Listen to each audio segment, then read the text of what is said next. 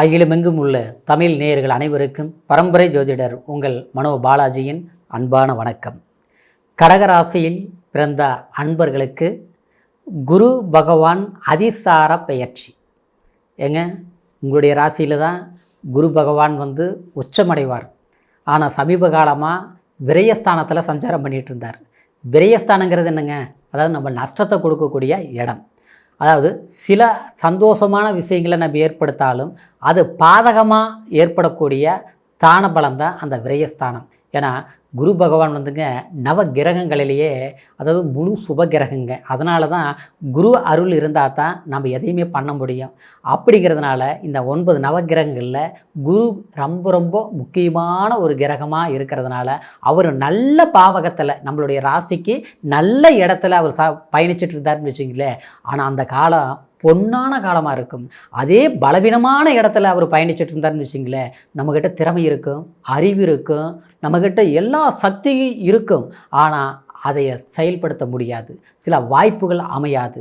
அதாவது பழமொழி சொல்லுவாங்க இல்லையா, அதாவது நம்மக்கிட்ட ஒரு பட்டமே இருந்தாலும் நமக்கு தகுதியே இருந்தாலும் ஆனால் அந்த தகுதியை மற்றவங்க கிட்ட கௌரவமாக நம்ம நடந்துக்க முடியாத ஒரு சில சூழ்நிலைகளில் உருவாகிறதுங்க.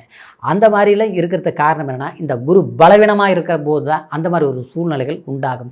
இயல்பாகவே கடகராசிக்காரர் அன்புக்கு கட்டுப்பட்டவங்க. பாசம்னா உங்களை பார்த்தா கண்டுக்கணுங்க. ஏன்னா நீங்கள் உங்களுக்கு எத்தனை வயசாக இருந்தாலுங்க, நீங்கள் சிறு வயதிலிருந்தே கடினமான கஷ்டங்களை அனுபவித்து தான் ஒரு லெவலுக்கு நீங்கள் வந்திருப்பீங்க. ஆனால் சமீப காலமாக ஒரு 5 வருஷ காலத்தில் நீங்கள் கடுமையான கஷ்டங்களுக்கு ஆளாகி இருப்பீங்க. உங்களுடைய திறமைக்கு தான் இந்த வேலை கிடைச்சிருக்காது, கிடைச்ச வேலை நிலைச்சிருக்காது.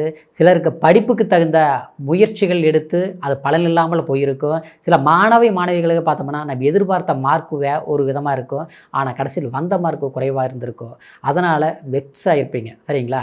இப்படி பல சிக்கல்களை சந்திச்சிட்டு இருந்த உங்களுக்கு குரு பகவான் அதாவது அக்டோபர் மாதம் 18ஆம் தேதி 12ஆம் இடம் விரயஸ்தானத்திலிருந்து உங்களுடைய ராசிக்கு உச்சநிலை அடைய போகிறார். அற்புதமான காலம். டிசம்பர் அதாவது 5ஆம் தேதி வரைக்கும் இந்த 47 நாள் உங்களுடைய ராசியில் இருக்கக்கூடிய குரு அதாவது 5ஆம் பாவகமாக 5ஆம் இடத்தை பார்க்குறார். பூர்வ புண்ணிய ஸ்தானத்தை பார்க்குறாருங்க.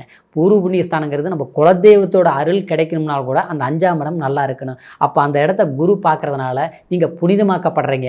ஏன்னா கடந்த காலத்தில் பார்த்தோம்னா 2ஆம் இடத்துல கேது சஞ்சாரம் பண்ணிகிட்டு இருந்த ஒரு சூழ்நிலையில் உங்களுக்கு குடும்பத்தில் சில சிக்கல்கள் வந்திருக்கும். உங்களுடைய வார்த்தையே உங்களுக்கு பகையாக இருந்திருக்கும். யாரை நம்புனீங்களோ அந்த இடத்துல ஏமாற்றங்களை சந்திச்சிருப்பீங்க. குறிப்பாக சொல்ல போனால் நம்ம சம்பாரிச்சது இவ்வளோ நீங்கள் கணக்கு போட்டிங்கன்னா பெரிய அமௌண்ட்டாக தெரியும். மிச்சம் என்ன இருக்குதுன்னு பார்த்தோம்னா ஒத்த வயசாக இல்லைங்க, நான் இன்றைக்கி கடன்காரனாக இருக்கிறேன் அப்படிங்கிற ஒரு சூழ்நிலை வந்திருக்கும். இல்லையா உங்களுடைய பணம் இருந்திருந்தாலும் அந்த பணம் அடுத்தவங்ககிட்ட தான் சிக்கியிருக்குமே தவிர கண்டிப்பாக உங்கள்கிட்ட இருந்திருக்காதுங்க. இந்த மாதிரி சிலருக்கெல்லாம் பார்த்தோம்னா வீட்டில் பார்த்தோம்னா மருத்துவ செலவுங்க, ஹாஸ்பிட்டலில் தேவையில்லாத ஒரு வைத்தியம் பார்த்துட்டே இருக்கிற மாதிரி இருக்குதுங்க. ஒன்று தனக்கு உடம்பு சரியில்லை, இல்லையா பார்த்தோம்னா வீட்டில் அம்மாவுக்கு சரியில்லை, இல்லை அப்பாவுக்கு சரியில்லை, ஆரம்பத்தில் மொத்தத்தில் ஒரு போராட்டமாக இருக்குதுங்க. இதெல்லாம் நல்லா இருந்துன்னு வச்சுங்களேன், சம்மந்தம் இல்லாமல் வீட்டில் யாராவது கடன் வாங்கி வச்சுருப்பாங்க. அந்த கடனை கட்டுறதுக்கு நீங்கள் கஷ்டப்பட்டு சமாளிச்சுட்டு இருக்கக்கூடிய ஒரு சூழ்நிலைகளாக இருக்குது.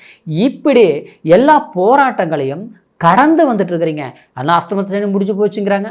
ஆனால் பார்த்தா முடிஞ்சு போச்சா? எங்கே முடிஞ்சது? பிரச்சனைகள் அதிகரிச்சுட்டு தான் இருக்குது, முடிஞ்சபாடும் இல்லை அப்படின்னு. அதுக்கு என்ன காரணம்னா, அஷ்டம சனி முடிஞ்சாலும் அதாவது நமக்கு கெட்டது போனாலும் நல்ல நேரம் வரும் இல்லைங்களா? அப்போ நல்ல வாய்ப்புகளுங்கிறது நமக்கு இந்த மாதிரி குரு ஏதோ சுபகிரகங்களுடைய அருள் கிடைச்சாதான்.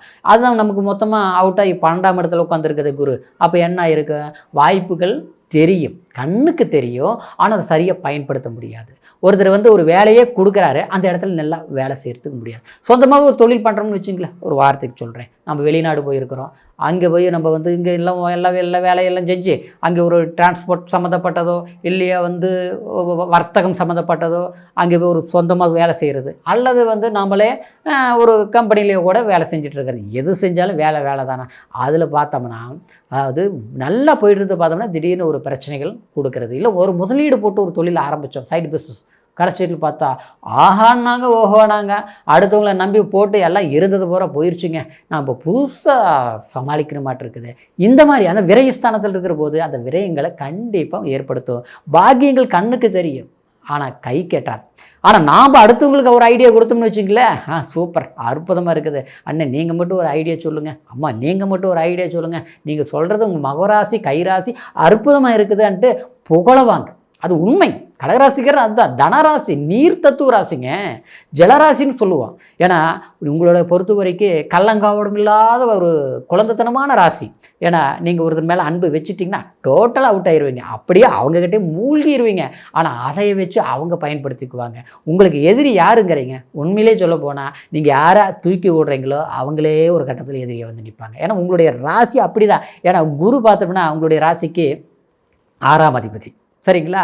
அது மட்டும் இல்லை, உங்களுடைய ராசிக்கு பாக்யாதிபதியும் அந்த குரு தான். 6ஆம் இடங்கிறது எதிரியை குறிக்கக்கூடிய இடம். 9ஆம் இடங்கிறது நம்ம பாக்கியத்தை குறிக்கக்கூடிய இடம். பாக்கியஸ்தானங்கிறது என்னங்க? நமக்கு கிடைக்கக்கூடிய அதிர்ஷ்டம், குலதெய்வம் அருள், நம்ம தகப்பன், புரியுங்களா, அப்பா செய்த புண்ணியம் அப்பாவே கிடைக்கணும்னா அந்த பாக்கியஸ்தானம் தான் நல்லா இருக்கணும். அதில் நல்ல கிரகம் உட்காந்தா அப்போ நல்லா அப்பேன், இல்லைன்னா அவரும் நல்லவர் தான், ஏமாளி ஆகிட்டாருப்பா, எல்லாரையும் காப்பாற்றி வச்சுட்டாரு, கடைசியில் பார்த்தா நம்ம குடும்பத்துக்கு ஒன்றும் செய்யாமல் விட்டுட்டாரு. இன்றைக்கி நாம் கஷ்டப்பட்டுட்ருக்குறோம். அவர் பேர் சொன்னால் பரவாயில்லன்னு தான் சொல்கிறாங்க. நம்ம வீட்டில் இருந்தால் தானே சந்தோஷமாக வாழ முடியும். இந்த மாதிரி இதெல்லாம் சில பேர் புலம்பிகிட்டு இருக்கிறதுக்கு காரணம் என்னென்னா இதுதான் கடகராசிக்கூட இயல்பு, அந்த ஒரு அமைப்பு. அப்போது இந்த பாக்கியாதிபதி விரயத்தில் இருக்கிற போது என்ன ஆகும்?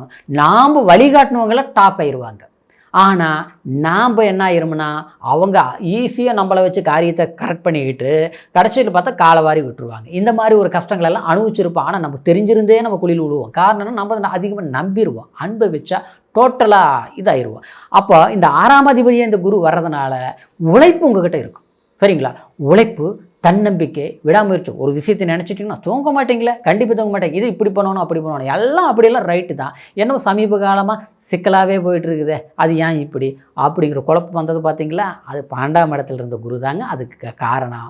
அப்போது இந்த 6ஆம் இடத்துக்கு குரு அது சம்மந்தம் இருக்கிறதுனால தான் நாம் யாருக்காவது நல்லது பண்ணால் அவன் நம்மளை எதிரியாக வர்றது, சரிங்களா, உருவாகிறது, அவனால் நம்ம கடன் படுறது, நஷ்டப்படுறது. அதாவது இது சிலருக்கு பார்த்தோம்னா கடகராசிக்காரரு குடும்பத்துக்குள்ளேயே நடக்கும். அருமையான பெண், மகாராசி அம்சம், கடகராசி பெண்ணு, ஆனால் பேர்பட்டவங்க கல்யாணம் பண்ண அன்னிலிருந்து நிம்மதி போயிடுச்சு. ஏன் அவர் வேலைக்கு போக மாட்டேங்கிறார்? நல்லா வேலைக்கு போயிட்டு இருந்தால் பார்த்தோம்னா இன்றைக்கி சொல் பேச்சு கேட்க மாட்டேங்கிறார். நல்ல மனசுன்னு தான் ஏட்டிக்கு போட்டியாக இருக்குது, யாரோ சொல்கிறது கேட்டு இப்படியெல்லாம் போகிறதுக்கு காரணம் அது தசாபுத்தி நல்லா இருந்ததுன்னா எல்லாருக்கும் இந்த பிரச்சனை இல்லைங்க.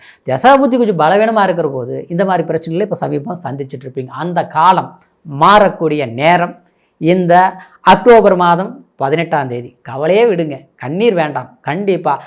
ஏன்னா கெட்டவங்க அப்படின்னா அடுத்தவங்களை கெடுக்கிறவங்களே நல்லா இருக்கிற போது நாம் ஏன் நல்லா இருக்க மாட்டோம்? கடகராசிக்காரர் நம்மளால் முடியும். நம்ம யாருக்கு துரோகம் பண்ணோம், யாருக்கு வஞ்சம் பண்ணோம்? நம்ம ஏமாலையாக வேணால் வாழ்ந்துருக்கலாம், ஆனால் ஏமாத்தக்காரனா வாழல, அப்புறம் நாம் கவலைப்படணும். அதனால தான் இந்த குரு பகவான் உங்கள் ராசியில் உச்சப்படைகிறார், சரிங்களா? இந்த 47 நாள் குறுகிய காலமாக இருந்தாலும் இன்றைக்கி விதைக்கக்கூடிய வெள்ளாமை கண்டிப்பாக அது அற்புதமாக நமக்கு ஒரு லாபத்தை கொடுக்குங்கிற நம்பிக்கை மாதிரி இன்றைக்கி வச்ச ஒரு செடி நாளைக்கு பெரிய ஆலமரமாகி அது ஒரு நிழல் கொடுக்குங்கிற மாதிரி.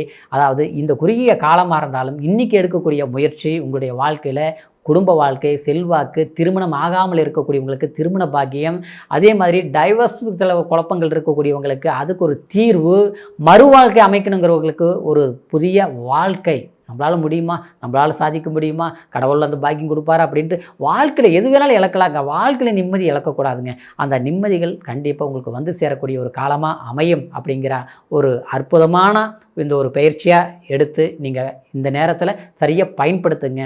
நிச்சயமாக உங்களால் ஜெயம் உண்டாக்கும். இப்போ சொன்னது கோச்சார பலன் அப்படிங்கிறதுனால உங்களுடைய பிறப்பு ஜனன ஜாதகத்தையும் ஒரு முறை கண்டிப்பாக நீங்கள் பார்த்துக்குங்க. எந்த தேசத்தில் பிறந்திருந்தாலும் போன் கால் மூலியமாக உங்களுடைய பலன்களை ஜாதக ரீதியில் என்ன தசாபுத்தி நடக்கிறதெல்லாம் நீங்கள் தெரிஞ்சுக்கணுங்க, சரிங்களா? அப்போ தாங்க அது நல்லா இருக்கும், சரிங்களா? அதனால் உங்களுடைய ஜாதகத்தை நம்மகிட்ட பார்க்கணும்னு நினச்சிங்கன்னா கீழே இருக்கிற நம்பருக்கு date of birth, time, place இது மூணையும் வாட்ஸ்அப்பில் தெரியப்படுத்துங்க. உங்களுடைய பலன்களை தெரிஞ்சுக்கோங்க. இந்த குரு அதிசார பயிற்சி உங்களுக்கு அற்புதமான காலமாக அமையணுங்கிற ஒரு வாழ்த்துக்களோட அடுத்த பதிவில் சந்திக்கிற வரைக்கும் நன்றி, வணக்கம்.